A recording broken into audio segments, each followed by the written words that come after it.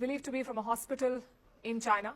We cannot verify these pictures, but several videos like this one are going viral. Clearly, there is more to the story. We do not wish to speculate and feed the fear, but here is what we know so far.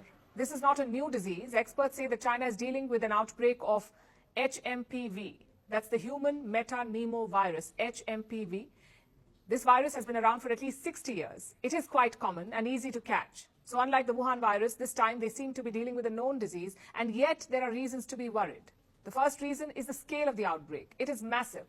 Cases have been reported in multiple cities across China. Beijing, Tianjin, Hebei, Shaanxi, and Inner Mongolia. These 5 areas have reported the highest number of cases. But we don't know about the actual caseload.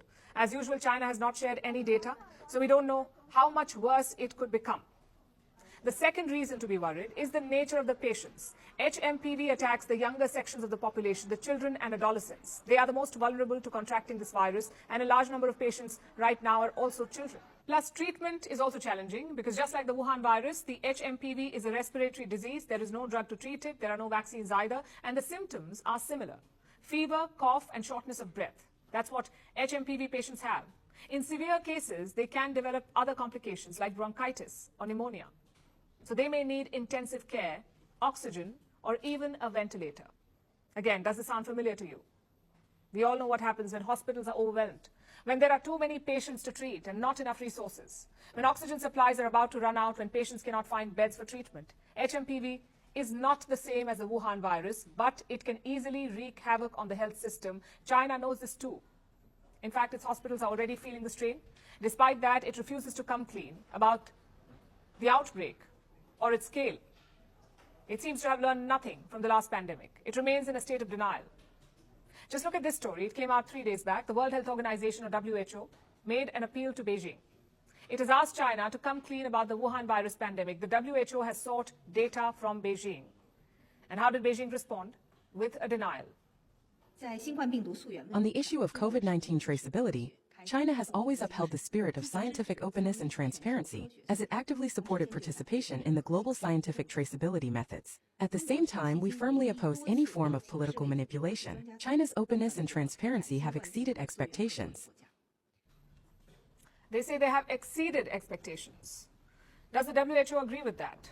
In 2023, a WHO official was asked about this. He said, and I quote, "China's lack of data disclosure is simply inexcusable." And this is a sharp shift in the stand of the World Health Organization. In the early days of the pandemic, they had praised China's response to the Wuhan virus. We all know what a disaster it turned out to be. The world cannot afford a repeat of the same mistake. It must remain vigilant about China's latest disease outbreak.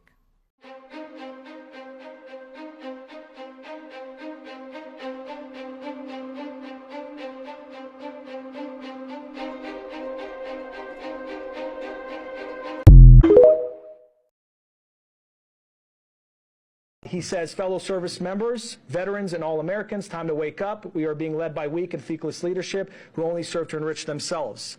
He goes on to explain a variety of other grievances and issues, some political, some personal, a variety of other things which we will do our best to release very quickly here.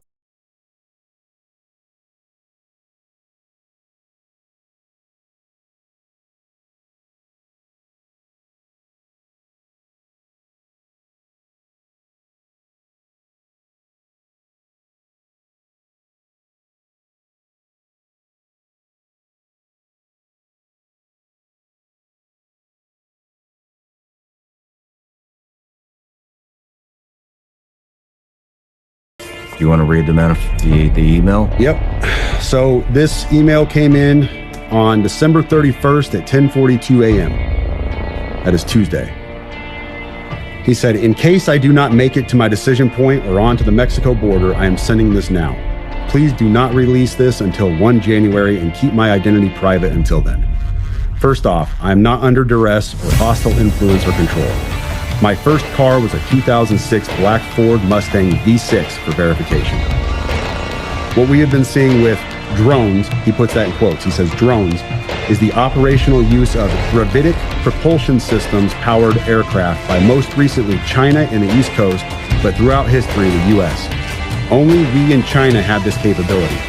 Our OPSEN, that's Operations Center, our OPSEN location for this activity is in the box below. China has been launching them from the Atlantic from submarines for years.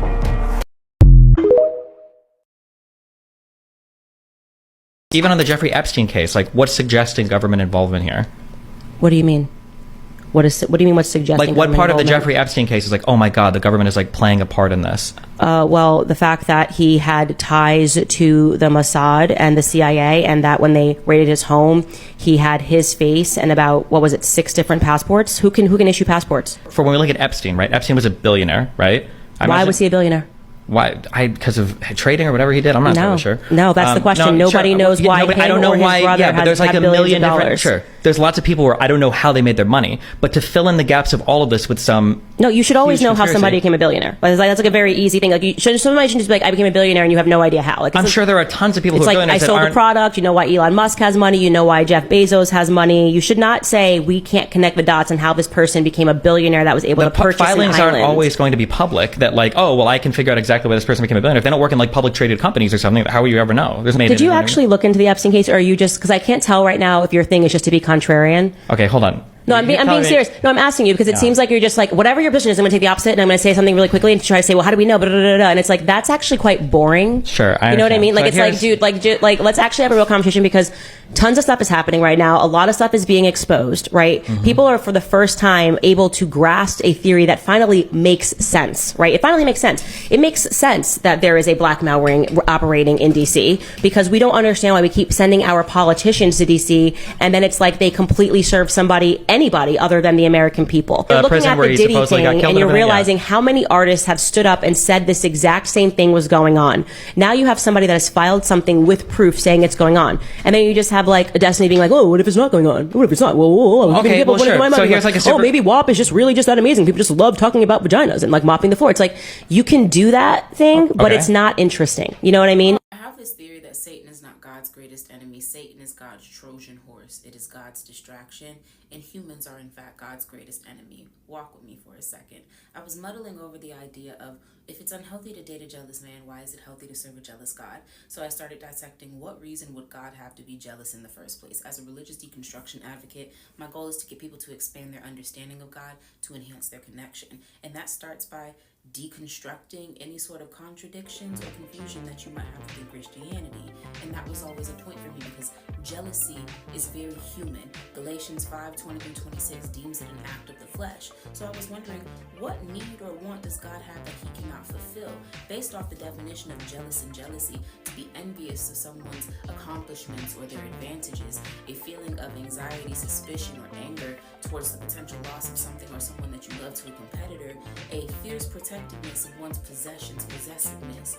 Who is God's credible threat? I know the obvious answer may seem like Satan, but lions do not mind the workings of ants. So when you measure power on a scale, in comparison to God, Satan would be an ant. So who is God's lion?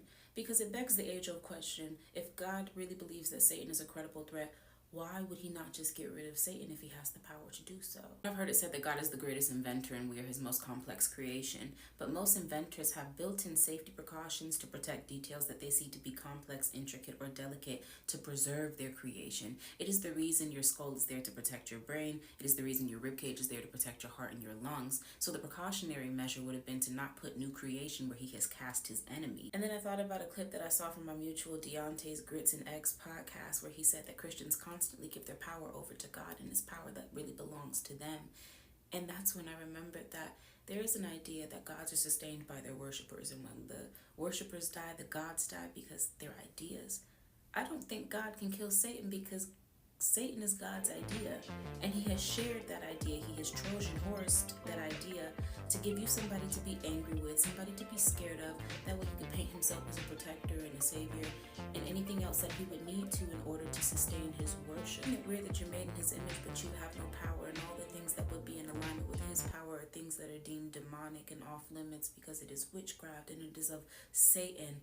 That way you never try to tap in and find your own power, because if you find your own power, then what do you need his for?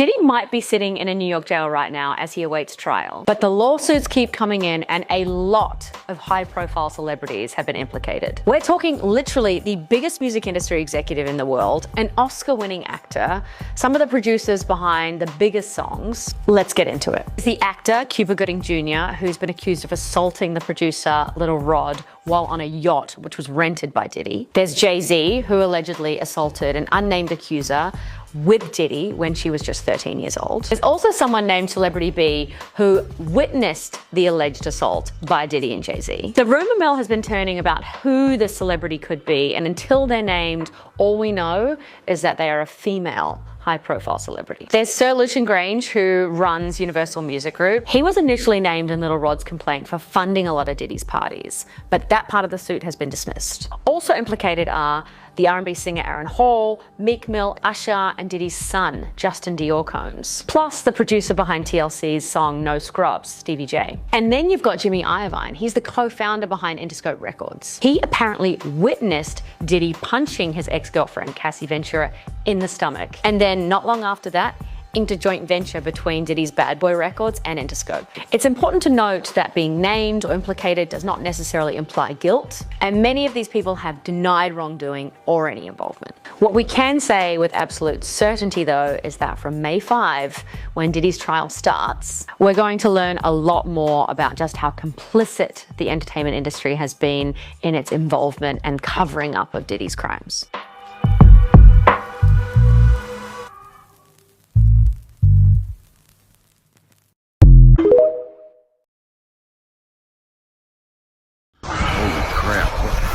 That.